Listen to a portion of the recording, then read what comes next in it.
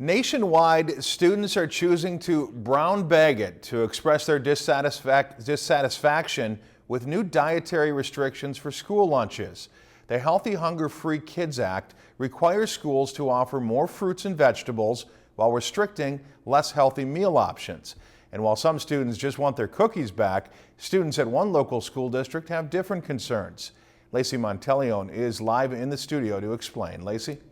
Well, Dennis, Facebook groups set up by students angry about the change in school lunches basically follow a similar theme. Most are upset because they no longer have access to junk food.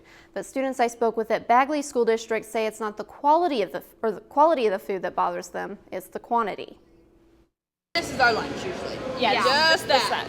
And for these students at Bagley High, that is not enough. Some kids have been complaining of headaches. Mine have come home really hungry.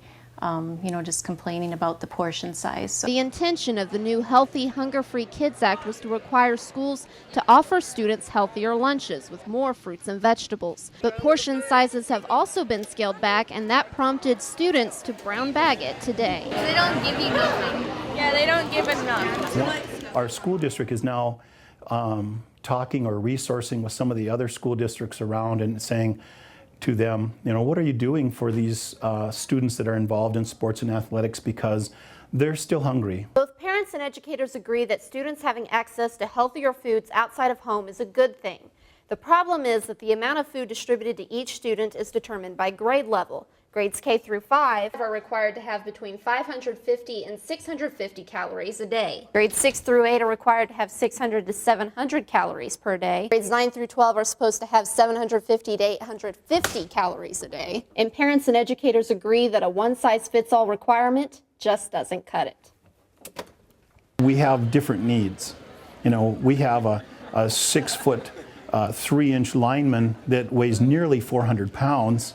He's a different guy coming through the line than, a cheerleader or a younger student. The school is looking at other options to fill at the students who are still hungry, including a small bag lunch for kids and after-school activities and a la carte items that students could purchase at a small price. We don't want them to go down to the pop and candy machines and sort of, spend a bunch of money gassing up on all those sugars and sweets because it's just not a real healthy alternative. Christ says she doesn't want that either. I think that's great to encourage them to eat, better. My son actually is really into nutrition and working out, and he's tried to help me learn a little bit also.